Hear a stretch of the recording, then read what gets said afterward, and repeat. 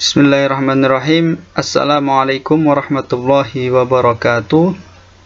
Baiklah, sekarang saya akan melanjutkan pembahasan kita dalam materi statistik pendidikan. Adapun yang akan kita bahas hari ini yaitu tentang masalah rata-rata. Ya, bab 3 tentang masalah rata-rata. Di minggu-minggu sebelumnya kita telah membahas tentang distribusi frekuensi dan grafik, ya, dan grafik. Namun tabel distribusi frekuensi atau tabel distribusi frekuensi dan grafik itu sebenarnya baru permulaan atau langkah pertama dalam kegiatan analisis statistik. Ya, itu baru langkah pertama. Sehingga jika kita menganalisis statistik hanya menggunakan tabel distribusi frekuensi dan grafik saja, maka di situ kita belum menemukan interpretasi yang lebih mendalam terhadap data yang sedang kita teliti. Maka dari itu, agar pengetahuan kita itu lebih makin mendalam dan pisau analisis statistik yang kita gunakan itu dapat lebih tajam lagi, maka setelah kita mengenal tentang tabel distribusi frekuensi dan grafik, kita akan melanjutkan pembahasan kita tentang masalah rata-rata. Ya. Dan yang akan kita bicarakan di sini yaitu tentang ukuran rata-rata. Pengertian rata-rata. Nilai rata-rata atau ukuran rata-rata dikenal pula dengan nama ukuran tendensi pusat atau tendensi sentral, karena biasanya berposisi pada sekitar sentral penyebaran nilai yang ada. Disebut juga ukuran nilai pertengahan atau nilai ukuran posisi pertengahan, karena pada umumnya merupakan nilai pertengahan dari nilai-nilai yang ada. Itu pengertian rata-rata. Kemudian selanjutnya yaitu macam-macam rata-rata atau ukuran rata-rata. Ya. Rata-rata hitung atau nilai rata-rata hitung atau disebut arithmetic mean, yang seringkali disingkat dengan min, ya, min saja, dan dilambangkan dengan M atau per X, ya. Rata-rata pertengahan atau nilai rata-rata pertengahan atau nilai rata-rata letak atau disebut median atau medium, yang dilambangkan dengan MDN atau ME atau MN. Modus atau mode, yang ketiga modus atau mode, yang biasa dilambangkan dengan MMO. Selanjutnya rata-rata ukur atau nilai rata-rata ukur, geometric mean, yang dilambangkan dengan GM. Rata-rata harmonik atau rata-rata harmonic mean, yang dilambangkan dengan HM. Nah, ini adalah macam-macam rata-rata atau ukuran rata-rata. Baiklah, kita sekarang akan masuk ke dalam mencari min data tunggal, mencari rata-rata yang mana itu dari data-data tunggal. Ya, nilai rata-rata hitung atau min data tunggal. A. Rumus mencari min atau data tunggal yang seluruh skornya berfrekuensi 1. Nah, bagaimana cara kita untuk mencari min yang mana datanya itu tunggal dan seluruh skornya berfrekuensi 1. Di situ ditulis rumus, ya. Di situ lambang-lambangnya sudah dijelaskan, ya. MX, ya, X kecil, itu berarti min yang dicari. Kemudian di situ ada lambang yang mempunyai arti jumlah dari nilai skor yang ada, ya. Kemudian N, number of cases atau banyaknya skor. Jadi untuk mencari min itu jumlah dari skor yang ada dibagi dengan number of cases, ya, banyaknya skor. Kita lihat langsung contohnya. Nah, di tabel itu ada tabel X dan tabel F, ya. X berarti variabel, F adalah frekuensi. Jumlah dari variabel keseluruhannya adalah 45 dan jumlah keseluruhan dari frekuensi ada 6. Nah, bagaimana untuk mencari min atau nilai rata-rata dari tabel tersebut, ya, dari tabel tersebut atau dari nilai 45 itu. Nah, dari tabel di samping diperoleh jumlah keseluruhan X 45 dan N ada 6. Maka jika dimasukkan ke dalam rumus akan diperoleh 45 dibagi N 6. Maka jumlahnya 77,5. Nah, maka hasil min atau nilai rata-ratanya itu 7,5. Ini untuk yang data tunggal. Jadi rata-rata hitung atau minnya adalah 7,5. Kemudian selanjutnya rumus mencari min untuk data tunggal yang sebagian atau seluruh skornya berfrekuensi lebih dari 1. Nah, bagaimana kita mencari min yang data tunggal namun di situ skornya atau frekuensinya, ya, skor frekuensinya lebih dari 1. Di situ sudah tertulis rumusnya, ya, dan sudah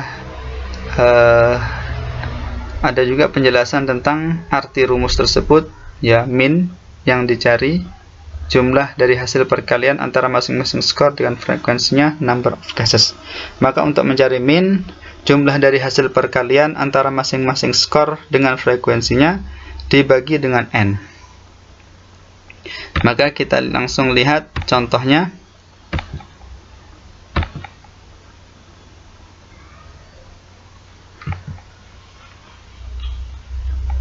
Nah, contohnya di situ ada dua tabel.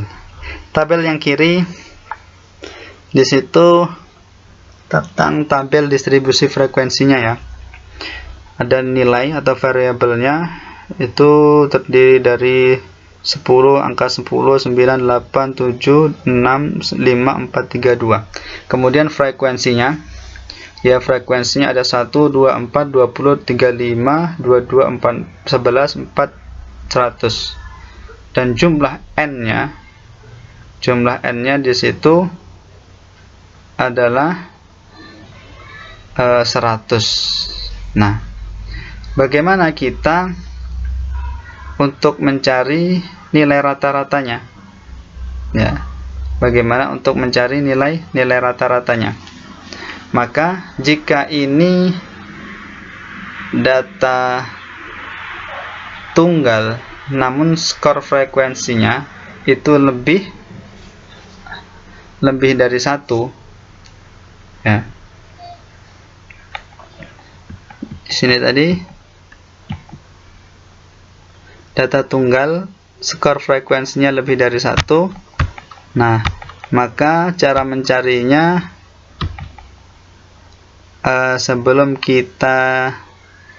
cara mencarinya tadi jumlah, ya, jumlah perkalian dari frekuensi, skor frekuensi dengan variabel, ya, dibagi N. Nah, contohnya kita harus mencari dulu jumlah frekuensi dikali X, ya, jumlah frekuensi dikali X. Di sini saya cantumkan atau saya tampilkan dua kolom, ya, agar lebih mudah. Untuk contoh dari rumus mencari min untuk data tunggal yang sebagian atau seluruh skornya berfrekuensi lebih dari 1. Nah, rumus untuk mencarinya kita lihat yang sebelah kanan, ya. Di situ tertulis rumus untuk mencari min yang data tunggal namun skor frekuensinya lebih dari 1. Nah, untuk mencari min-nya yaitu jumlah dari hasil perkalian antara masing-masing skor dengan frekuensinya. Ya, perkalian antara masing-masing skor dengan frekuensinya. Kemudian dibagi n. Nah, coba kita lihat tabel yang sebelah kiri. F titik X itu artinya frekuensi dikali dengan X, ya, masing-masing skor. Ya, skor frekuensinya masing-masing skor dikali dengan skor frekuensinya. Ya, nilainya dikali dengan frekuensinya. Nah, di situ dijumlahkan 10 dikali 1 hasilnya 10, 9 kali 2 hasilnya 18, 8 kali 4 hasilnya 32 dan seterusnya. Dan hasil akhir dari perkalian kemudian hasil perkaliannya ini dijumlahkan, hasil akhirnya adalah 578. Kemudian untuk mencari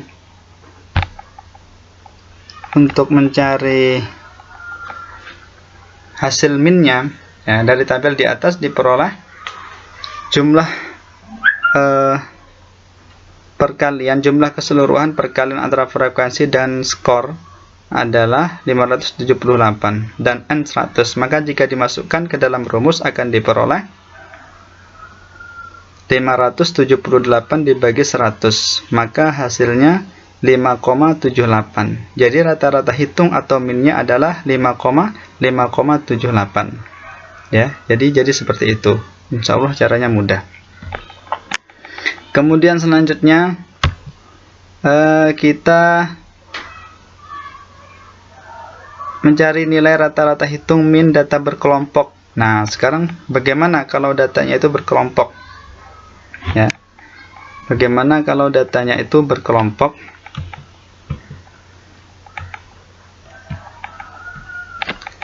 Kalau datanya berkelompok, ya, untuk mencarinya, rumus mencarinya yaitu mencari min adalah jumlah dari hasil perkalian antara midpoint masing-masing skor dengan frekuensinya.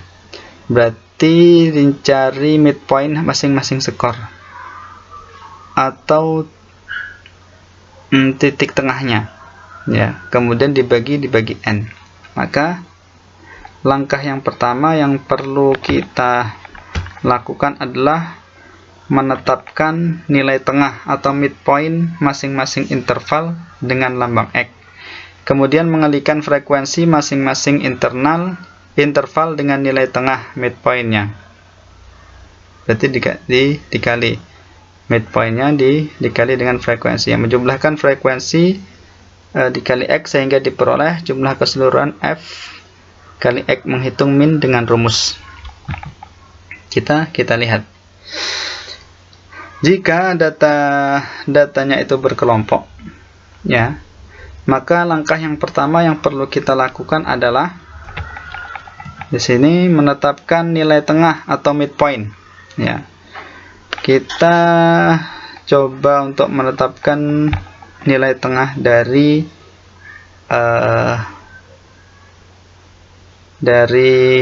data yang berkelompok ini. Nah, di sini sudah kita lihat nilai tengah, ya, ada di situ, ada kolom nilai frekuensi X itu nilai tengah, ya, nilai tengah atau midpoint itu menggunakan lambang X itu. Kemudian F titik X itu perkalian antara frekuensi dengan midpoint. Kita mencari midpoint antara 75 sampai 79. Ya, untuk mencari midpoint saya kira sudah tahu semua rumusnya. Ya, maka hasilnya adalah 77. Kemudian midpoint titik tengah antara 70 sampai 74 adalah 72 dan seterusnya. Ini midpoint dari kelompok ini atau dari interval nilai kelompok ini. Kemudian Setelah itu di kolom yang keempat, ya, dari tabel yang sebelah kiri ini, di kolom yang nomor 4 itu adalah f titik x. Artinya f titik x yaitu perkalian antara frekuensi masing-masing interval, ya, perkalian antara masing-masing frekuensi dengan midpoint, dengan titik tengah. Berarti di situ frekuensinya yang paling atas itu 2, midpointnya 77. Berarti 2 dikali 77 hasilnya 154. 3 dikali 72 hasilnya 216. 8 dikali 67 hasilnya 536. Dan seterusnya sampai ke bawah. Caranya seperti itu untuk mencari f titik x-nya. Kemudian dijumlahkan berapa jumlah, ya, berapa jumlah keseluruhan, maka yang dihasilkan di situ 3105, sedangkan n-nya itu ada 60. Nah, 3105. Kemudian kita melanjutkan ke penghitungan selanjutnya, bagaimana untuk mencari nilai rata-ratanya. Untuk mencari nilai rata-ratanya, maka jumlah keseluruhan frekuensi,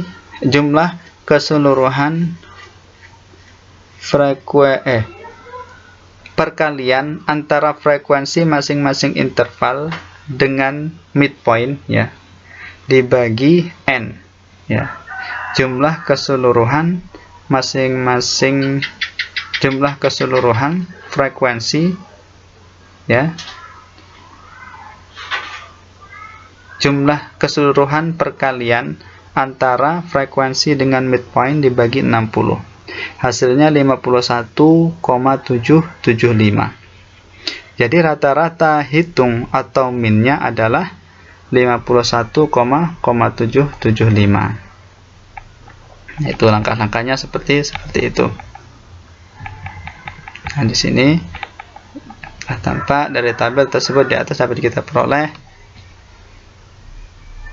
jumlah perkalian antara frekuensi dengan midpointnya. Perkalian antara frekuensi dan midpointnya 3105, kemudian n-nya 60.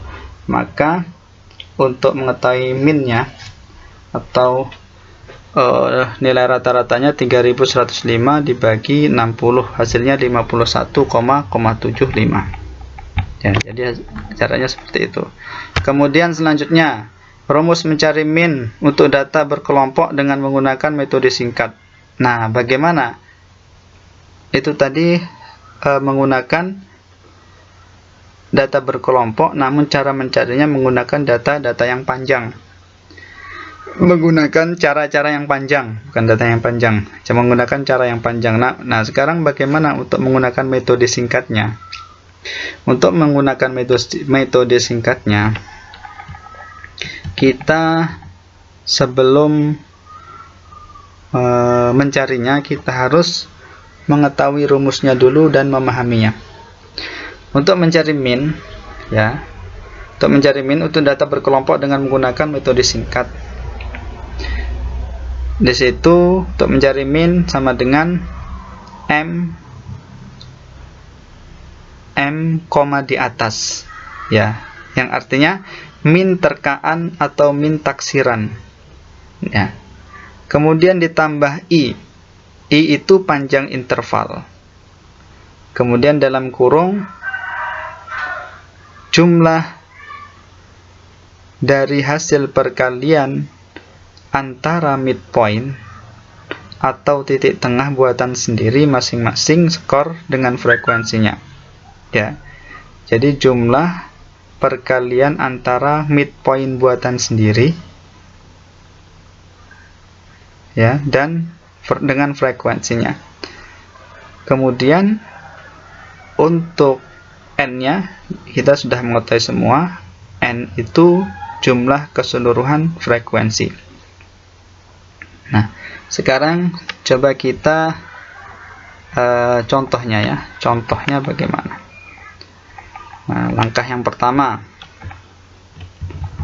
untuk mencarinya, langkah yang pertama di situ mencari min terkaan sendiri atau min taksiran sendiri dengan cara memilih salah satu midpoint yang mempunyai nilai frekuensi yang terbesar. Nah, untuk mencari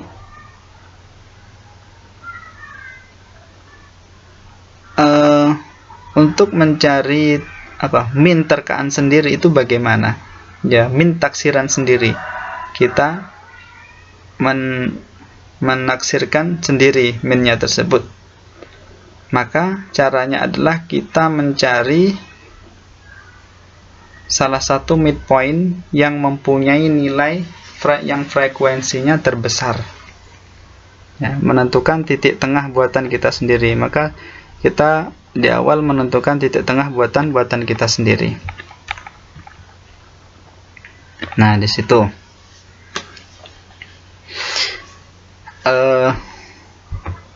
tadi kita kan sudah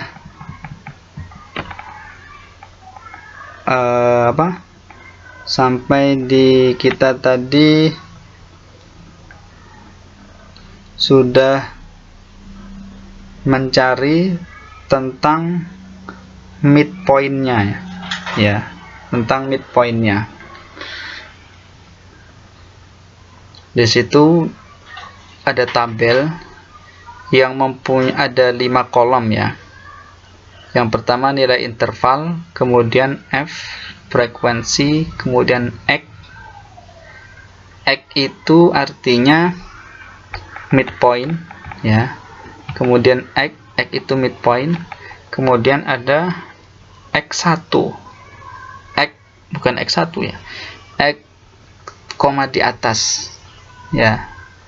X koma di atas, kemudian perkalian antara frekuensi dengan X koma di atas.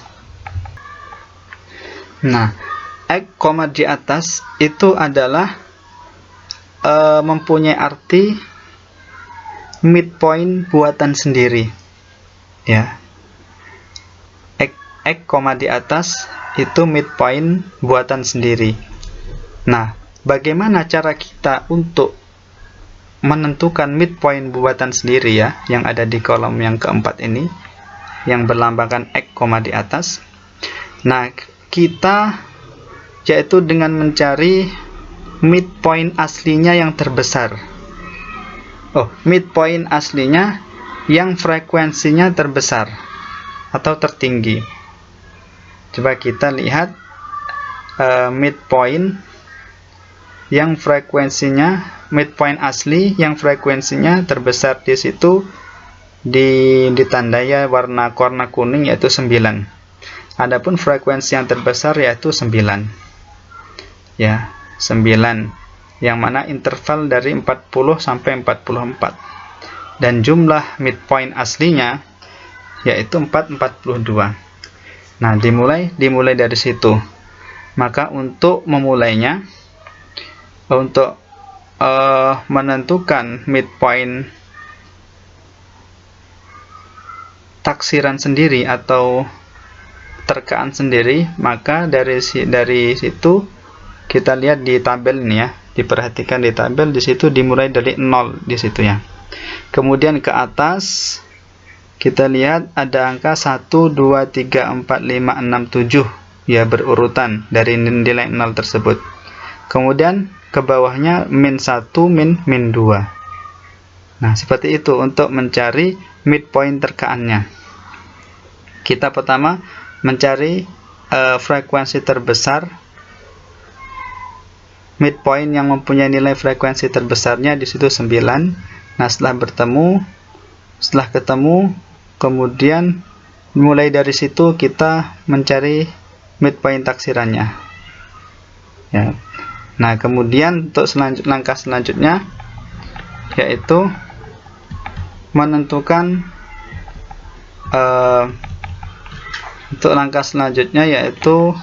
mengalihkan, ya, karena rumusnya adalah min koma di atas ditambah i kemudian jumlah dalam kurung jumlah keseluruhan perkalian antara frekuensi dengan min perkiraan, ya, per n. Maka di situ kita mencari hasil perkalian antara frekuensi dengan midpoint taksiran, midpoint taksirannya, ya, midpoint buatan sendirinya. Yang paling atas, ya, kita yang paling atas dulu. Frekuensinya itu 2. Kemudian midpoint buatan sendirinya itu 7. Berarti 2 kali 7 hasilnya 14. Yang kedua, frekuensinya 3. Kemudian midpoint, nilai titik tengah buatan sendirinya 6. Berarti 3 kali 6 18 dan seterusnya, sehingga jumlah dijumlah, ya, hasil perkalian antara midpoint buatan sendiri dengan itunya dijumlah. Perkalian antara frekuensi dengan midpoint buatan sendirinya. Ya, hasil akhirnya yaitu 117. Nah, untuk selanjutnya di sini kita lihat hasilnya. Untuk mencari midpoint, yang pertama yaitu M, di atas. M, di atas itu apa? Min terkaan atau min taksiran. Berapa min taksirannya? Kita lihat di sini, min taksirannya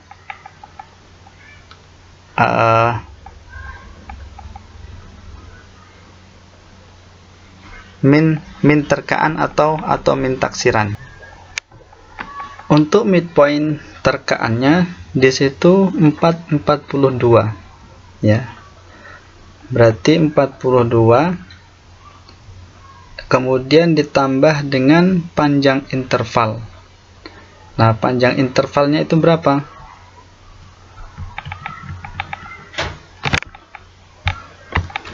Panjang intervalnya kita lihat dulu sini.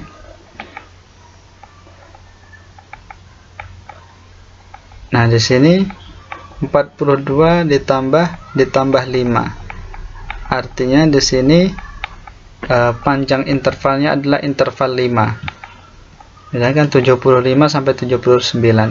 75, 76, 78, 70, 75, 76, 77, 78, 79. Maka menggunakan interval 5. Maka ditambah 5, ya. Ditambah 5. Kemudian dalam kurung 117. 117 itu apa? 117 itu jumlah keseluruhan perkalian antara frekuensi dengan midpoint buatan sendiri dibagi n 60. Nah, midpoint jumlah keseluruhannya tadi 117 dibagi midpointnya, dibagi n nya 60. Maka proses penghitungannya seperti ini, ya.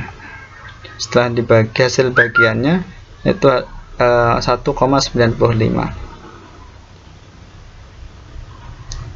Jadi 42 tambah 5 dalam kurung 1,95. Nah, 1,95 kemudian sama dengan di situ 42 ditambah 9,75. Nah, 9,75 itu didapatkan dari mana? Yaitu perkalian antara 1,95 dengan 5. Ya, kemudian ditambahkan 42 ditambah 9,75 hasilnya 51,75. Maka hasil rata-rata minnya adalah 51,75. Nah, ini hampir sama persis dengan rumus panjangnya. Ini menggunakan rumus singkatnya seperti ini.